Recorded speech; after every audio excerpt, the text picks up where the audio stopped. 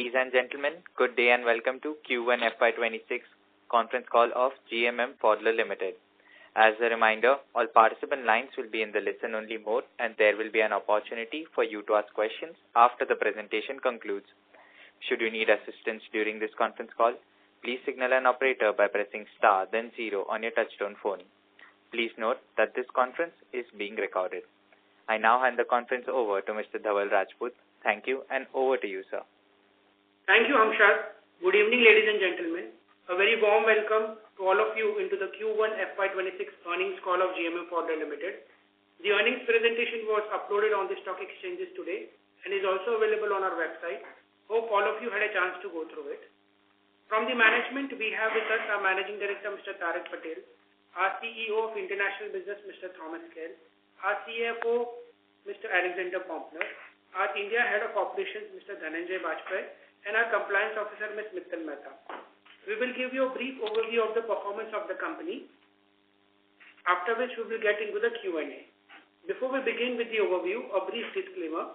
The presentation that was uploaded on the stock exchanges and also on our website, including our call discussions that will happen now, contains or may have certain forward-looking statements regarding our business prospects and profitability, which are subject to several risks and uncertainties. The actual results could materially differ from those in such forward-looking statements. I would now hand over the call to Mr. Tarak Patel to provide an overview of the performance. Over to you, Tarak. Thank you, Dhaval. Just one clarification. We also have with us today Greg Gelhaus, our Chief Transformation Officer, joining the call. Let me start off with a brief overview of our quarterly performance. We've delivered a stable revenue this quarter with a strong improvement in the profitability, largely driven by our India business. Our consolidated EBITDA is up 14% year-on-year, and our India EBITDA has grown by a strong 45% year-on-year. EBITDA margins have also improved. Today we are at 12.7% at a consolidated level and 15.7% on a standalone basis. Order intake this quarter has been quite strong. We stand at about 1,000 crores of order intake, primarily driven by our system and our services business. This is 14% higher year-on-year and 52% higher quarter-on-quarter, which impacts our backlog. Our current backlog stands at 1,906 crores, which is an increase of 7% year-on-year and 17% quarter-on-quarter. This provides a healthy visibility for the upcoming quarters. We've also completed the acquisition. We have not actually completed, but we are in the process of completing the acquisition of Semco. Semco is expected to close next week. We had mentioned during our last disclosures regarding Semco that this is our foothold into the South American and Brazilian markets, where we believe that there is going to be significant investments in metals and minerals, wastewater, sewage treatments, where Semco already has a very large and established brand name as well as a strong the customer base. With Semco's acquisition, our mixing platform, our global mixing platform includes Mixion in India, Mixel in France and China, MixPro in Canada, and now Semco in South America. And we now have a strong global mixing business. The idea is to really grow this business and make sure that it comes under one roof and under one brand going forward. In terms of the market here in India seems a little bit stronger. Investment has come back in pharma and in the chemicals, and we do expect agrochemicals also to start investing in the next few quarters. We have already seen inquiries and opportunities from these sectors, and our opportunity pipeline has also grown over the last few months. Having said that, we must keep in mind that there is obviously global uncertainty. Some of these the decisions of large projects may be put on hold considering what's going on in terms of global tariffs. However, having said that, we do believe that the India business is definitely stronger today than it was about a year ago. With that, I think I would like to now open this call up for question and answers. And so, before I do that, I would like to pass on this to Alex Poempner, our CFO, to take you through the numbers briefly. Thank you, Tarak. Good evening, everyone, also from my side, and thanks for joining today. I do not want to say so much. As Tarek already said, we have started Q1 with a consolidated revenue of 795 crores and an EBITDA of 101 crores. But therefore, now I just would like to mention two important topics, more accounting-driven.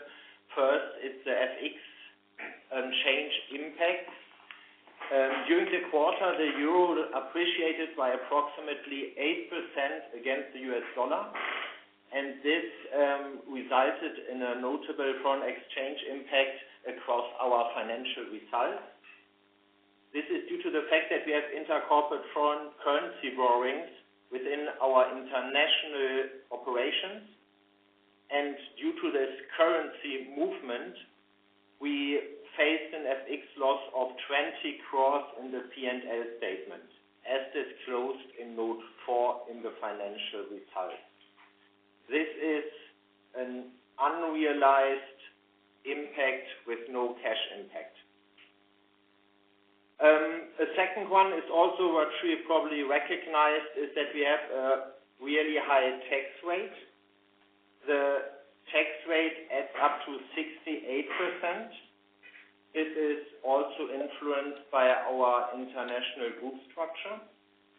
And for example, a large portion is just due to the fact that some of our corporate expenses, including this FX impact, is in entities which have no income.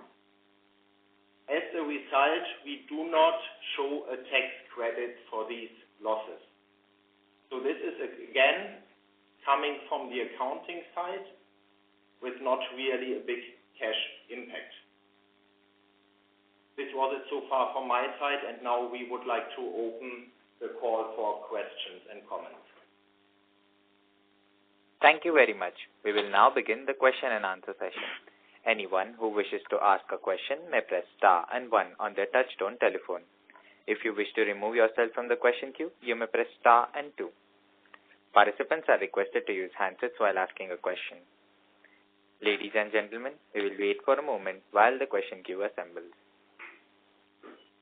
The first question is from the line of Mihir Manohar from Chameleon Asset Management. Please go ahead. Hi, thanks for giving the opportunity and congratulations on good set of numbers. Sir, lastly, wanted to understand the US business exposure. What is the US business exposure, US exports, India to US and Europe to US? What would be that number? No, so we have no significant exports from either India or Europe into the US. US, we have a large manufacturing facility which is local and can the US market.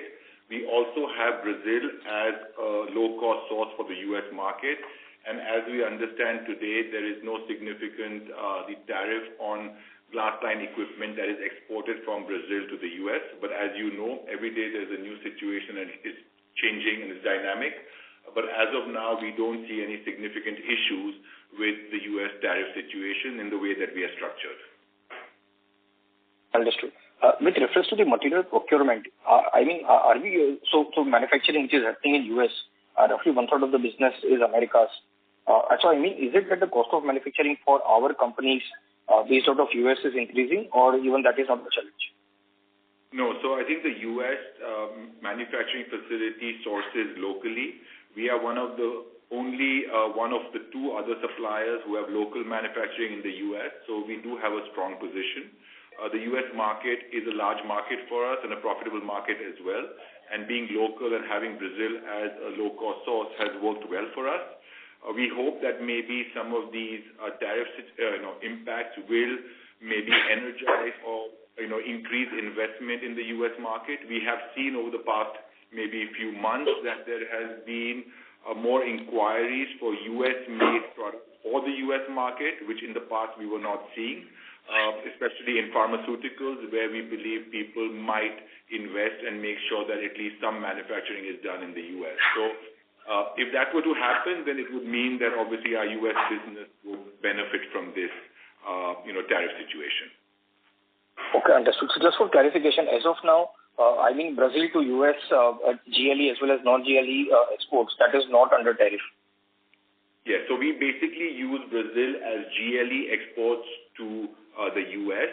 US also has a small manufacturing for systems and some stainless steel and non-glass lined equipment as well, but generally it's mainly glass lined.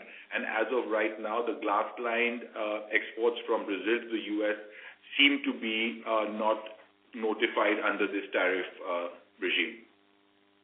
Okay, understood. Sure. My second question was on the interactions with clients. I mean, last time we were expecting pickup to happen in India from end of the year, specifically 3Q onwards. If you can provide some color as to what is the interaction that you are having with clients across all the three geographies from a business pickup perspective, that will be helpful. Sure. So I think let me start here with India. India, like I said, chemical, pharma, good amount of investment.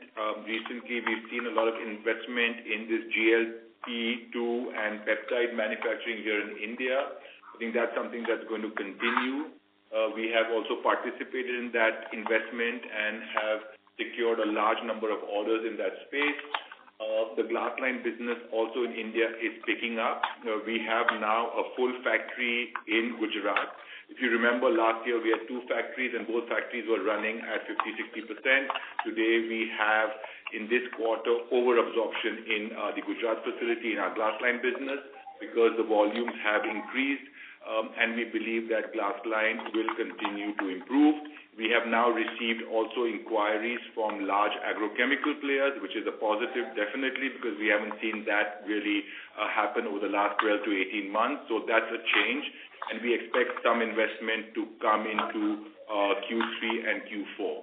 So from an India perspective, India backlog and India business, we do expect a good amount of growth this year. We are in a strong position as well in terms of the India order book, and we are expecting to grow quite nicely this year as compared to previous year. Internationally, there are different themes across the world. I think Europe, we are seeing a little bit lower investment in terms of the chemical and pharmaceutical. However, we see some other industries which are kind of making up for this shortfall.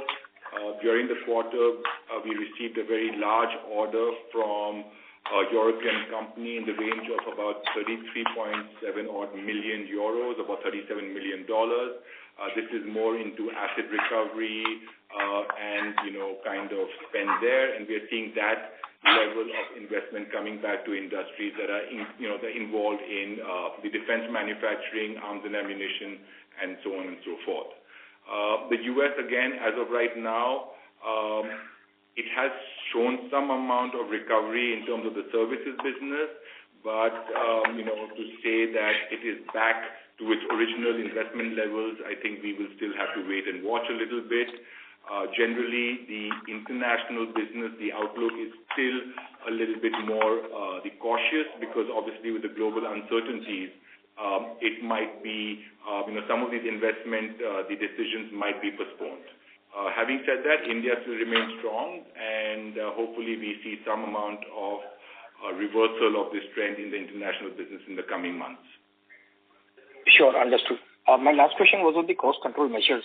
What is the status of the cost control measures that we were looking to implement for the European geography? And what at the console level, both for India, I mean now the consolidation of plants as well as the consolidation plants in Europe, at the console level, what kind of margin improvement can we expect over the next 2 years? So there are multiple different cost control measures that are ongoing. I'll speak a little bit about maybe one or two, and then Thomas and Alex can jump in and talk you through a little bit more in terms of what's going on the ground. So in India, currently, we are running, and we ran last year, a very kind of robust and, it was an EBITDA improvement transformation, the project that we ran. It lasted about 9 odd months, and we expect those benefits to accrue in this financial year. You would have seen some improvement in Q4 of last year, and that continues in Q1 as well. with a lower revenue base, we have significantly improved the margins. And over the next few quarters, when our revenue increases, you will see some of that flow through also flowing into the P&L as well. So that's something that has helped us quite a bit here in India, but we also continue to make sure that our cost structure remains quite lean, and that's something that's ongoing.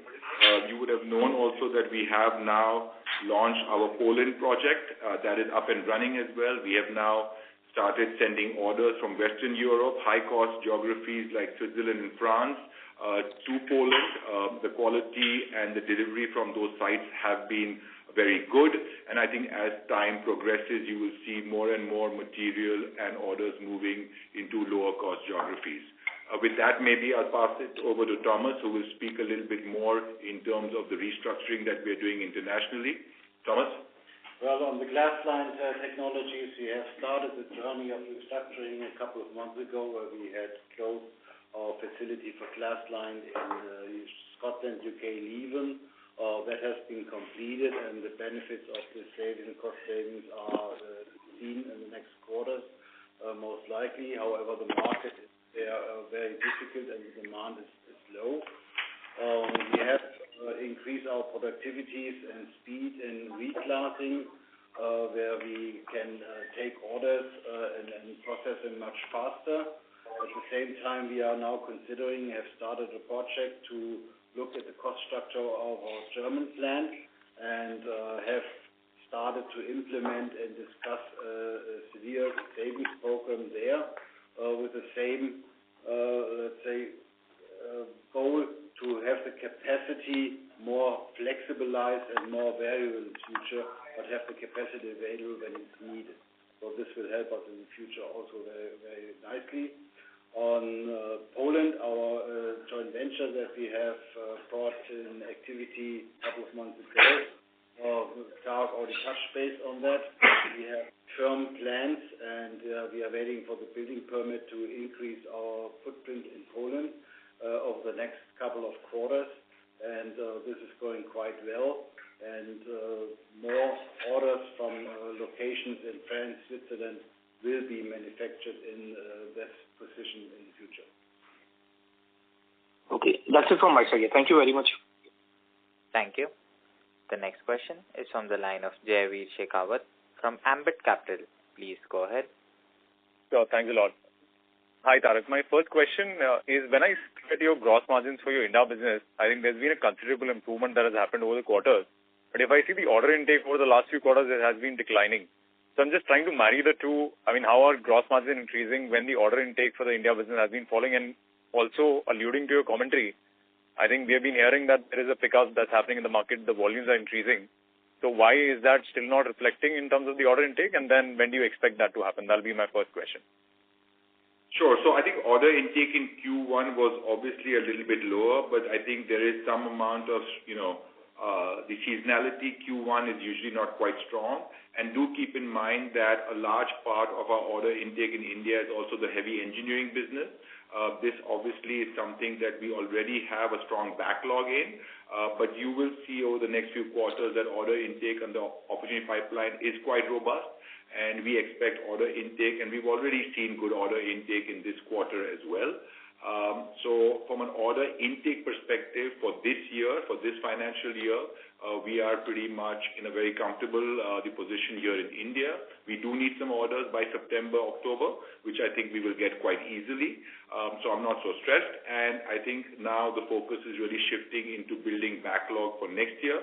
And as you know, with heavy engineering, these are large, long-term projects, right? So we are currently working with very large projects that can go on somewhere between 12 to 18 to 24 months. And hopefully we will have that in our backlog in the next few months. Sure. Also on the heavy engineering piece, we have heard that over the last few quarters, the pickup, especially from a lot of these oil PSUs, private oil companies, has been quite sluggish. Of late, are you seeing more pickup happening, more refineries coming up, and then you also participating in some of those tenders?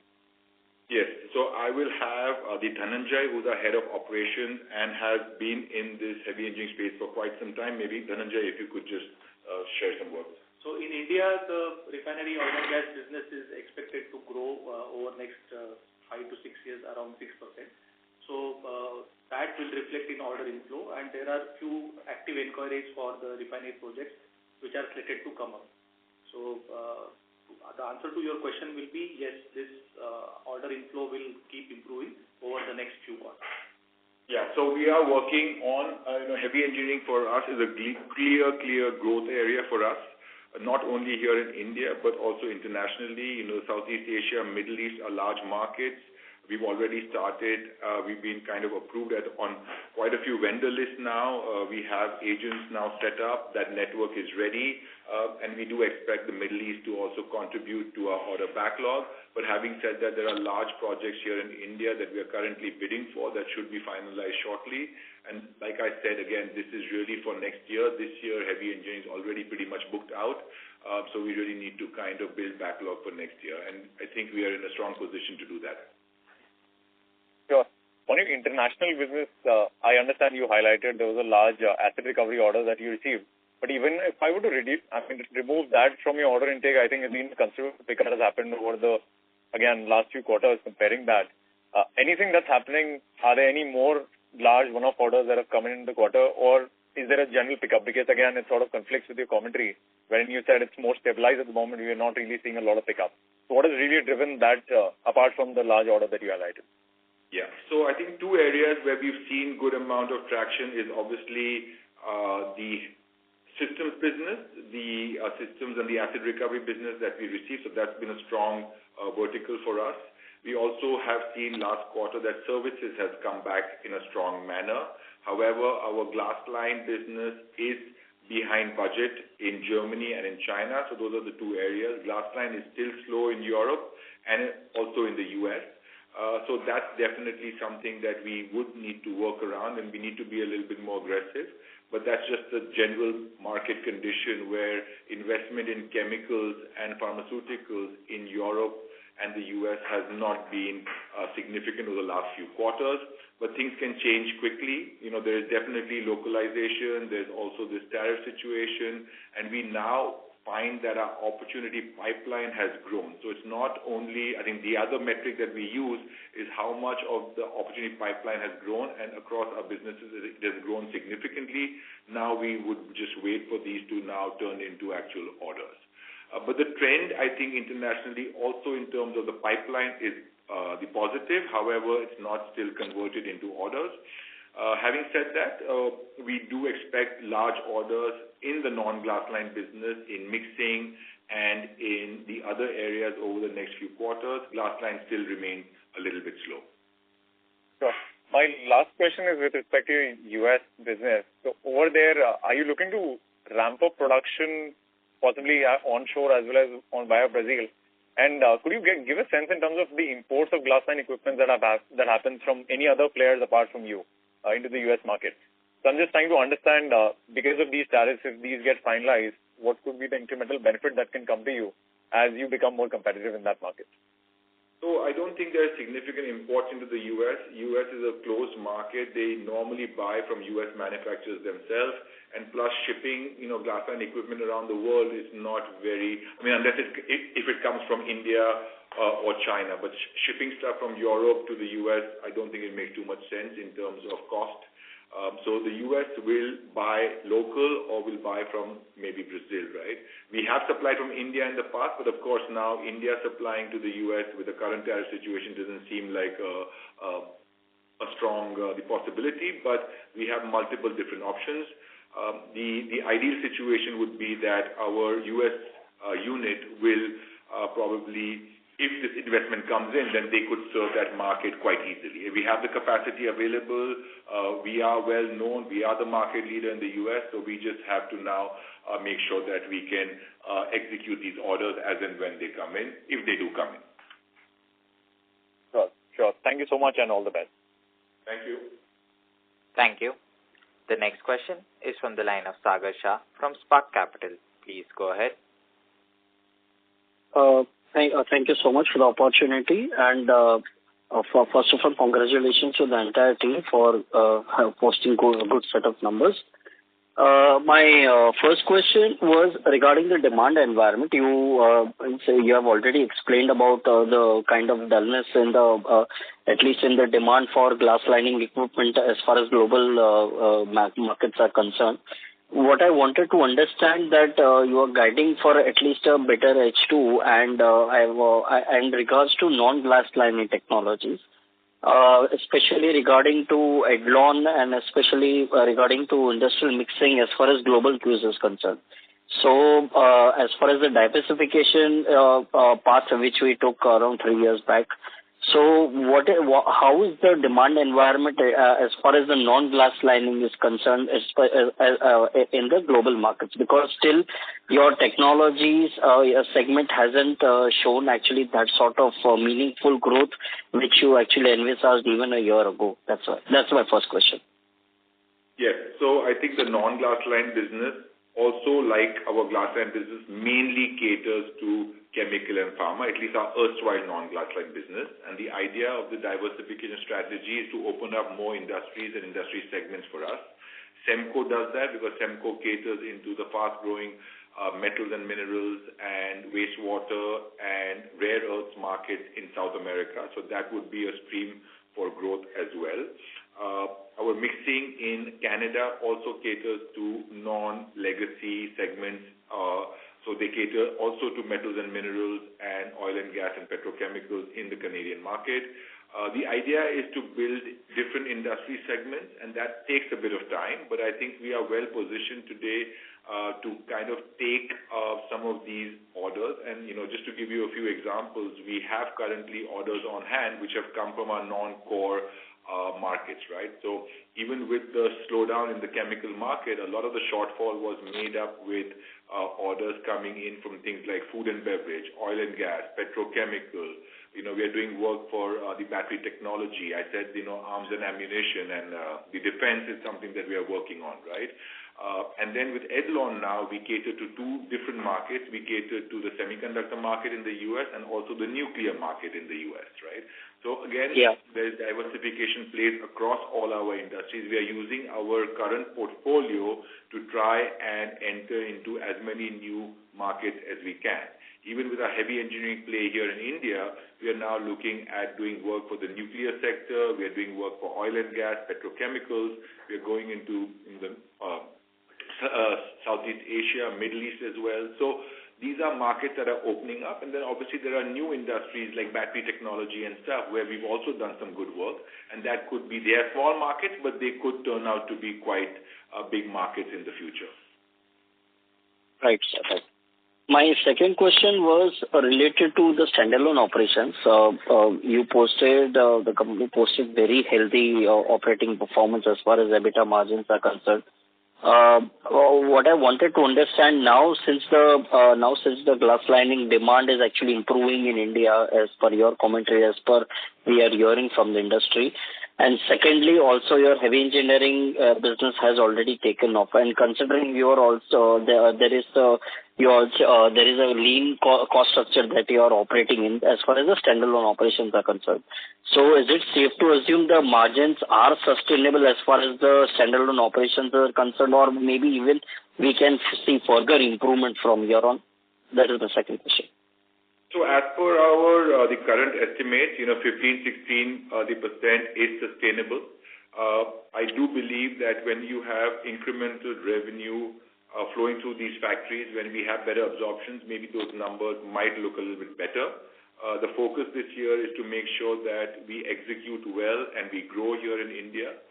There could be obviously some market share, some orders that we take for strategic reasons, which might impact, but generally I think the region that we are currently in, plus a little bit of upside is possible. The focus should be on execution now, and that's what we are focusing on.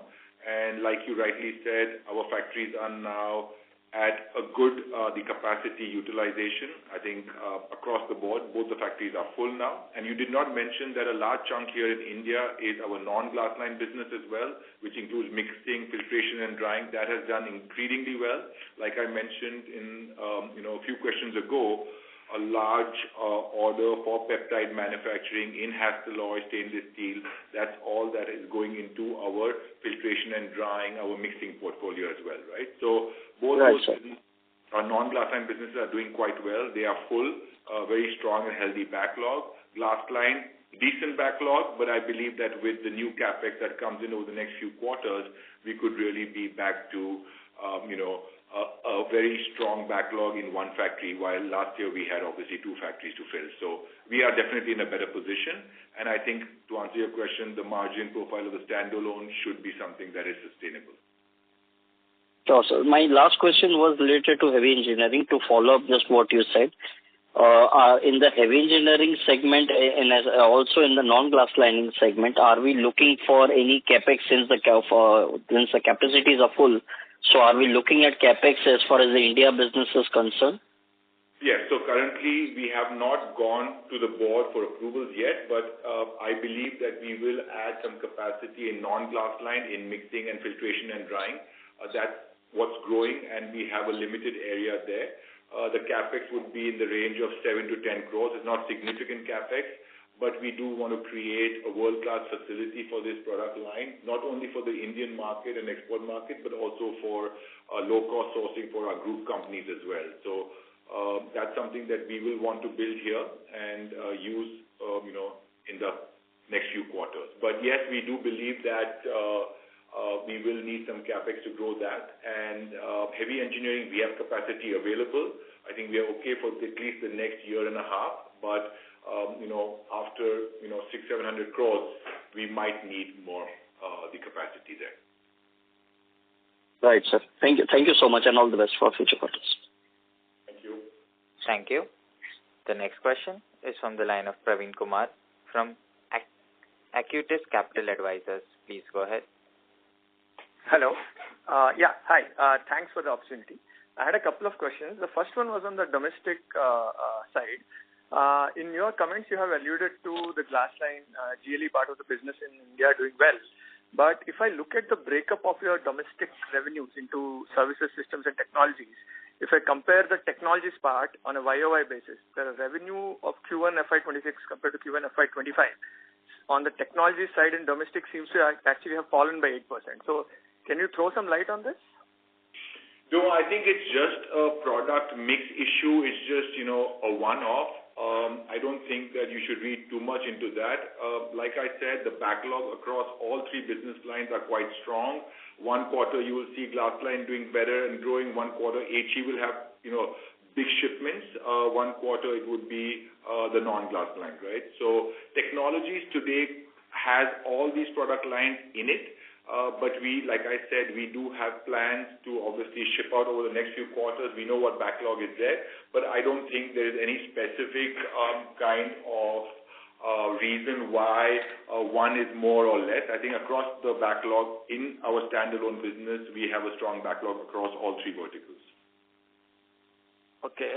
And just on this note, earlier, the company used to provide order intake breakup of domestic versus international. You have discontinued doing that. Any particular reason for that? So I think here we would like to just mention that today, obviously the company is going through a transformation process. The international versus India, the division was something that obviously was there, but as a global company, we do look at probably having more of a kind of a global kind of view on this. Sharing backlog data, I think this is just the way that we've been doing it in the past, and backlog is at a group level. There are different geographies, there are different businesses. So at the end of the day, the backlog really is for the whole company. There's no specific reasons why we did it or didn't do it. But in the future, when we do go through this global transformation program, the way we organize, our strategic plans, our financial numbers, we will come back to the market with some kind of thought in terms of where we are and where we want to go, right?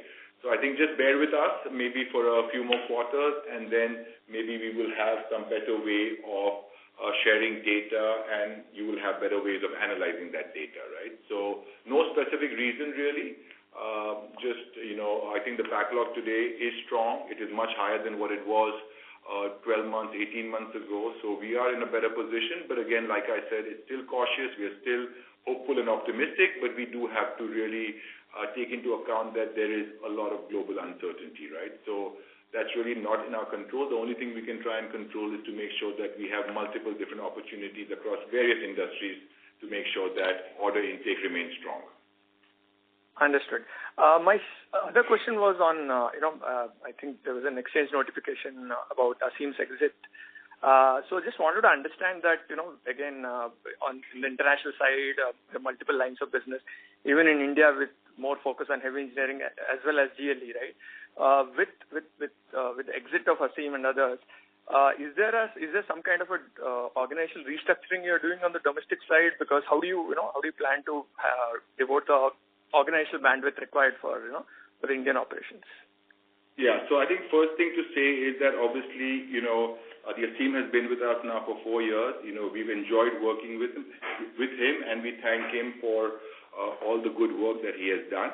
Obviously, it's a professional the decision to move on. He had an opportunity which came along, which he could not say no to. So that's something that's part of life, and we move on. Having said that, we obviously have a global transformation program ongoing. Like we mentioned in our disclosure, that the India CEO role is something that we are thinking about considering. And as we reorganize, we restructure the business to give the kind of focus, independence, and flexibility, we will then kind of figure out what is the right global organization structure. Whatever structure we choose, the structure will obviously help us to be more focused, to be more proactive, and to be able to be a better company for the long term. This is something that we've inherited. Unfortunately, there is obviously with legacy businesses like ours, which are more regional in nature, there is obviously less alignment between the regions. I think we want to bring some more alignment into this business and, have people think about not only their region, but really more about how the business is doing at a global level, right? So some of the decisions related to cost structure, in terms of innovation, in terms of automation, in terms of people and organization, we need to relook at that. It's a good opportunity for us to do that. And I think that the excitement levels, the motivation levels within the organization, I think we are doing something that is going to help us in the long term. Understood. Just one quick last question. In response to one of the other participants' questions on the domestic margins and whether there was room for improvement, you mentioned that, you might, while there could be improvement, on the execution side to win some orders, you might want to give up a little, right, on that side. So just wanted to understand that response in more detail, right? Because earlier I thought, a few years back, the company's, the strategy used to be to focus more on margins. Sometimes maybe, so is there a rethink at an organizational level on the domestic business to focus, to shift the margin versus growth focus slightly more on the growth side? Is that something we should read into? No, I don't think so. I think we want to grow, but we also want to improve margins, right? So at the end of the day, we want to grow profitability. We've worked very hard over the last few quarters in India, especially to raise and improve pricing in glass-lined. We are seeing some of that also have an impact now. We are also more picky and choosy when it comes to certain orders. But in heavy engineering, there are sometimes large orders which might not be as lucrative as a smaller order, but at the same time, the 15% odd EBITDA level margin is something that we strive for as a group. And in heavy engineering as well, we would probably strive for that. Something might come in at 12%, 13%, something will come in at 20%, but it will average out, right? So I don't think there's any compromise on any kind of outlook in terms of growing and improving our margins. Maybe Alex, you want to add something here on margins? No. Valid. I just could echo what Tarak just said. So, yeah. So I think we've always been a company that is not only kind of after growth. We want to grow, but we want to grow also profitability, right? So I think a lot of the work that we're doing today will help us improve profitability as well. Understood. Thanks for the response. Thank you. Ladies and gentlemen, in order to ensure that the management is able to address questions from all participants in this conference, please limit your questions to 2 per participant. The next question is from the line of Kunal Mehta from Sunido. Please go ahead. Yeah, hi. Very, very good evening, sir. Congrats on the good set of numbers and the improvement of margins on the standalone basis. Sir, I have a question with respect to the international business. Are we sitting on high fixed costs? Are we not operating at optimal levels? Because I think the international business is leading to little drag on the overall consolidated margins. And I also wanted to know what is the total capacity that we have, or what is the peak revenue that we can achieve in terms of all the 3 segments. If going ahead, what guidance can you give on that? So I'll start off and then maybe Alex can jump in. So international businesses inherently come with a higher cost structure. Manpower cost in Europe and the US is much higher than low-cost countries like India and China. That's something that we are quite aware of, but you would have appreciated that we've pushed hard to make sure that at least some of this, offshoring of production, setting up a new facility in Poland, sourcing from India, sourcing from Brazil. So there is already a thought process that we do feel that we need to reduce our footprint in high-cost geographies and move them to lower-cost geographies, right? That's part of our strategy, and that's something that we are working on quite hard. Thomas did mention a few questions ago that we shut down the UK facility last year. We also shut down our Hyderabad facility this year. So there's always a push on making our cost structure just more efficient. Unfortunately, the down cycle came along the same time. If the market was booming, it would have been a very different situation. But it's always good to do some of these, put these cost structures and cost efficiency in now, so that when the market improves, hopefully some of that will kind of have a positive impact as well. What was your second question on margin? Sorry, what did you ask? No, on capacity. Let's say how much capacity that we have, because it is difficult for me to assess. If let's say there are multiple orders, like this quarter you all had good order inflow, one of the highest in the last 8 quarters. So going ahead, if the market sees an upcycle here, how much capacity we have, if we can cater to all the orders? So I think it's again very difficult to say. We have capacity available in the international business for sure, because business is slow there, order intake is slow, so we have capacity available there. India right now, in terms of capacity, I think we are definitely a little bit less flexible. I think our factories, both in Karamsad and in Vatva, are 80%, 90%, if not more. But we do have plans of increasing through operational efficiencies, better kind of workflows, improvement in terms of the flow of the equipment and stuff like that. So we're trying to improve, but like I said, at least for our non-glass-lined business in Gujarat, in our the Karamsad facility, we do expect to add some capacity, because now we've come to a point where we'll need some more. Alex? Yeah, let me say, in fact, it's fully right. We know we have here and there higher fixed costs in Europe and the US. We attacked this. We already mentioned the closure of one site in Lieven. Therefore, in fact, we only have 2 remaining glass-lined sites in Europe. Before it was 3, so you already saw that it's a significant reduction, which should bring some improvements on our fixed cost base. However, we still depend on orders. And this is currently the customers hold back some orders due to the general uncertainty. So if the orders come back, of course, we definitely see directly an improvement in margin and a ramp up of the European as well as the US organization. The other part we only partly discussed is China. I think China, we have our site there, we have the fixed cost there, we have the operations there. However, the order intake is really, really low. And nevertheless, we have to keep some part of the costs, because we just would like to be present in China. You currently see this in our margin. However, going forward, when China will come back, what we expect, we directly see a positive impact on our margin development.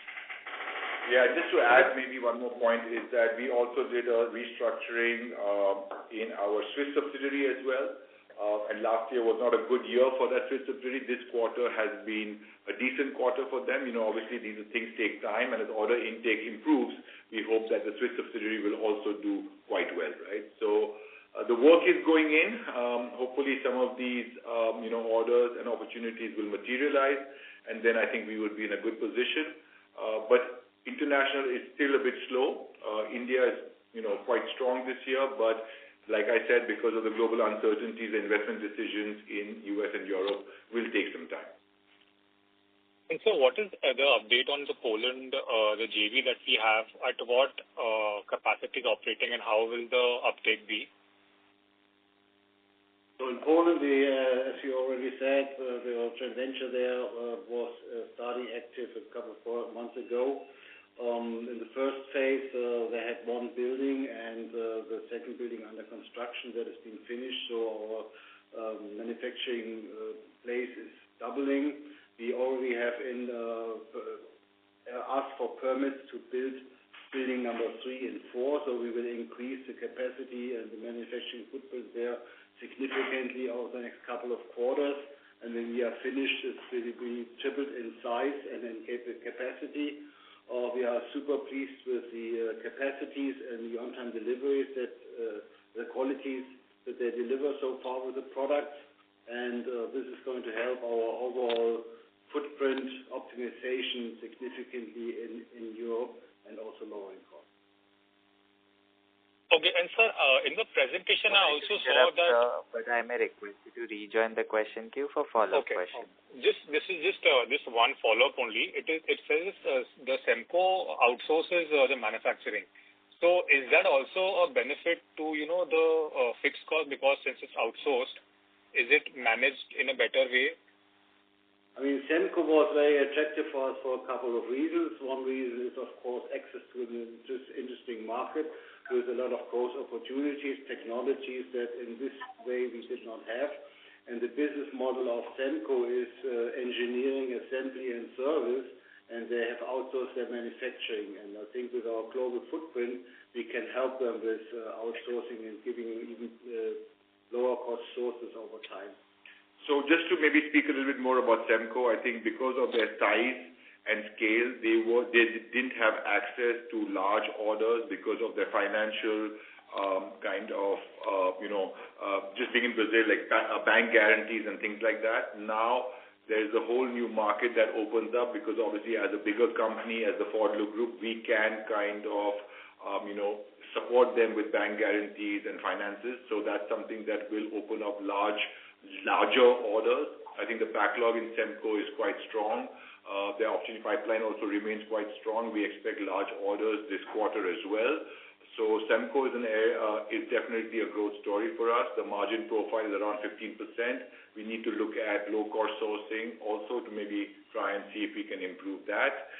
The other benefit of Semco that Semco will get with our group is that some of the Semco's products can be taken to the rest of the world, but Semco also has access to all of Pfaudler's products for the Brazilian and the South American markets, right? The other thing that Semco also needs is low-cost engineering, project management capabilities, which they don't get very easily in Brazil, and we can definitely support them out of the Indian facility, right? So a lot of things around Semco that are quite interesting, and as time continues, I believe that Semco will play an important part in our growth story. Thank you, sir. All the best. Thank you. The next question is from the line of Jay Modi from EIML. Please go ahead. Yeah, sir, could you just broadly help us understand how has the mixing business grown for the quarter? How much has the mixing business grown for the quarter? I don't have the exact numbers. High single digit.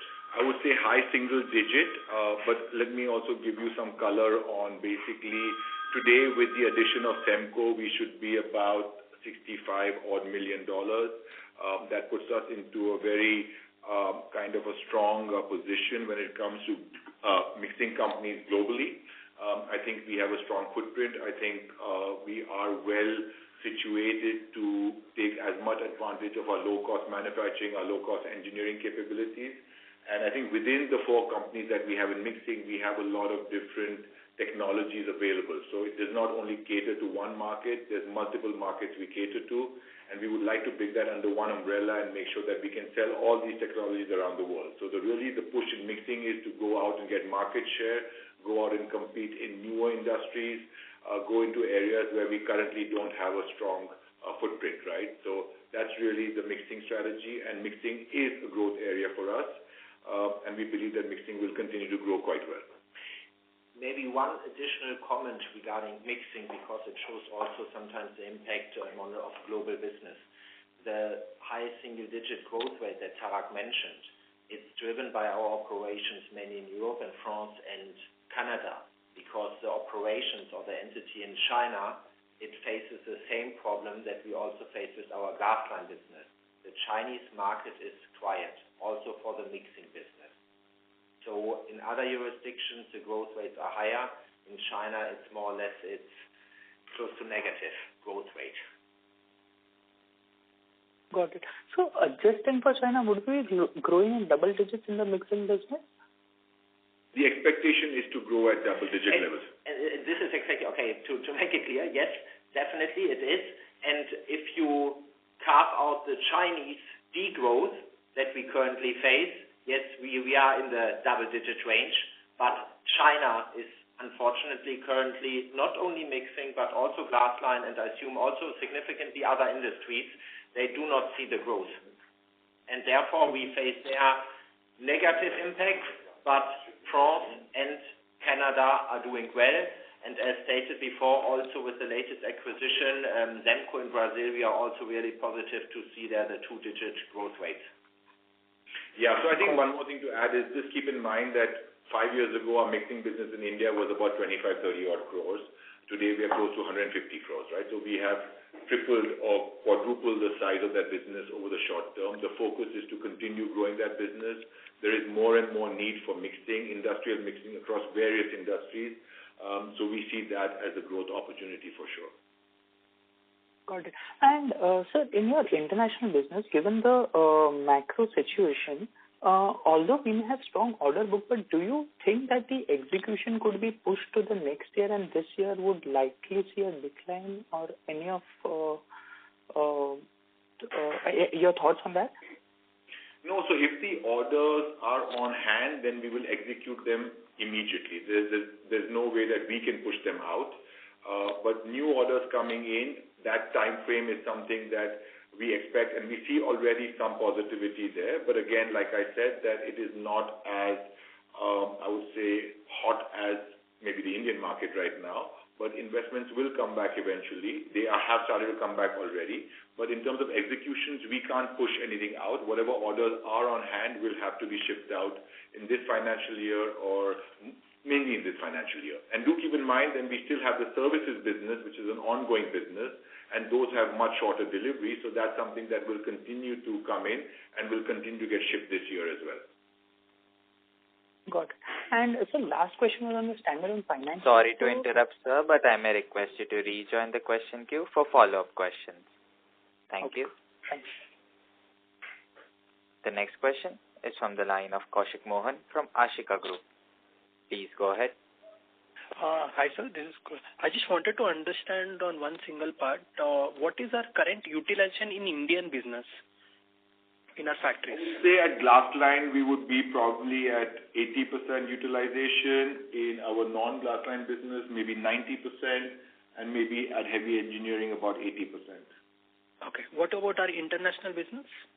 I would say it depends again on geographies, but I would say anywhere between 50 to 70%, something like that.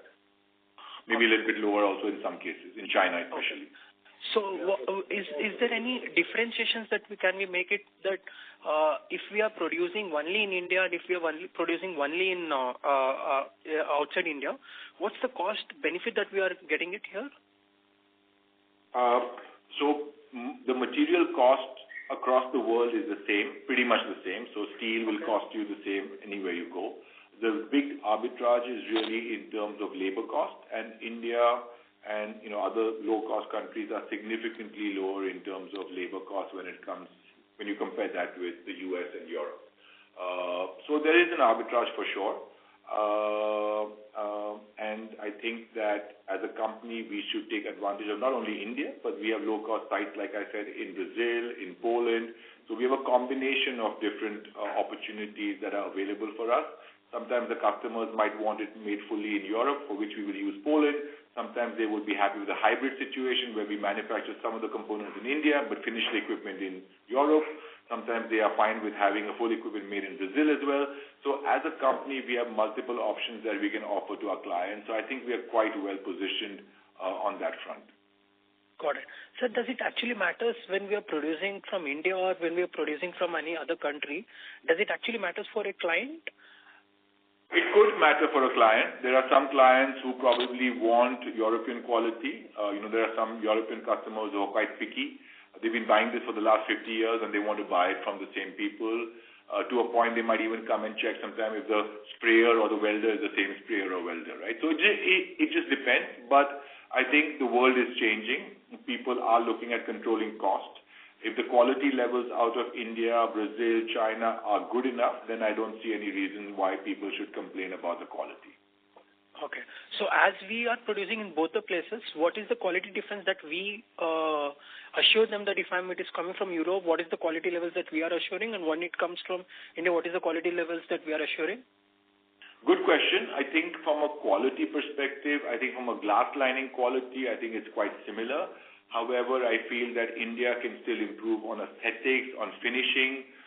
Those are the small areas that we can definitely look at, but we have multiple supplies across the world from India, from Brazil, so it's always, it's already been tried and tested. We have also currently a system by which we stock and sell glass line reactors in Europe, so we make for stock. These equipment are kept in Germany. We've sold more than 100 vessels in Italy. We've sold equipment from India into the US. So there's always an opportunity, but like I said, not always is the customer wanting an Indian-made product, right? So as and when we can, we definitely make sure that we can find a nice solution for the customer. And all vessels that we have supplied from India into European customers and markets, we have not a single functional complaint yet. So it's also mindset. There is obviously some kind of mindset or, that is associated with procuring from India or low-cost countries. Chemical pharmas are pretty conservative industries. It takes a bit of time, but over the last few years, we've made some nice inroads into selling, products made in India into the European and US market. Got it. Sir, last question from my end. Sorry to interrupt, sir, but I may request you to rejoin the question queue for follow-up questions. Thank you. The next question is from the line of Kumar Saurabh from Scientific Investing. Please go ahead. Hello. Sir, I have two questions. First question is, what is our current year plan in terms of maintenance capex, growth capex, and acquisition, and also reduction on debt? That is question number one. And second question is, if we see the total EBITDA of all our subsidiaries in FY25, and correct me if I am wrong, I think we have met 140 crore losses at EBITDA level.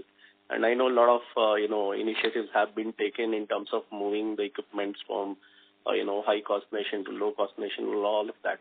But let's take next 1 to 3 years. What is our plan to bring down this EBITDA loss to zero?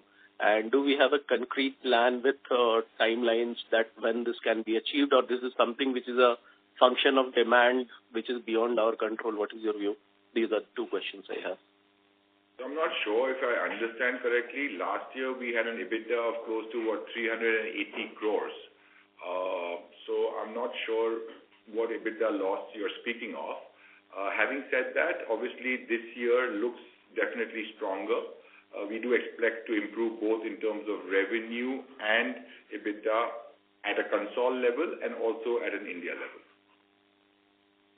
No, there were subsidiaries which are showing EBITDA level losses. So if we sum up those subsidiaries with EBITDA level losses, then this number sums up to some minus 40 crore, though our overall consolidated EBITDA, as you said, is 340, and correct me if it is wrong. You're right. I think you refer to one entity where we had a negative EBITDA. Yeah. The one in Switzerland. And as said before, we focused on the restructuring, and we already see now an improvement. And Tarak, I think he mentioned it even before, that it had a good start into the year. So, yeah, it will further improve. However, it will not be so fast that you directly have the turnaround within 6 or 9 months, but we definitely see a better result than last year. Sure. And regarding the capex plan and the uses of cash flows? So capex at a maintenance level for a group, we are about 2%. That's what our normal capex is. We do plan some capex in India in the range of about 10 odd crores, not significant. That's growth capex to increase capacity.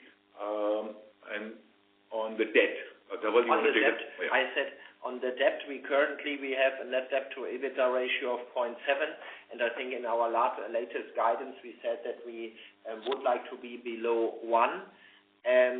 We will remain below 1, although we, of course, we add now with another acquisition. It adds some debt. However, we, of course, will also use some of our cash on the balance sheet to finance this acquisition. Just to remind you, the Semco will cost us $18.5 million on a cash and debt-free basis. Okay. Thank you. Thank you. Ladies and gentlemen, in interest of time, this would be our last question. I would now like to hand the conference over to the management for closing comments. Thank you, Amshad. Thank you everyone for joining us today. It was pleasure interacting with you, and we look forward to many such interactions during the course of the year. Take care and see you soon. Thank you. On behalf of GMM Pfaudler Limited, that concludes this conference. Thank you for joining us, and you may now disconnect your line.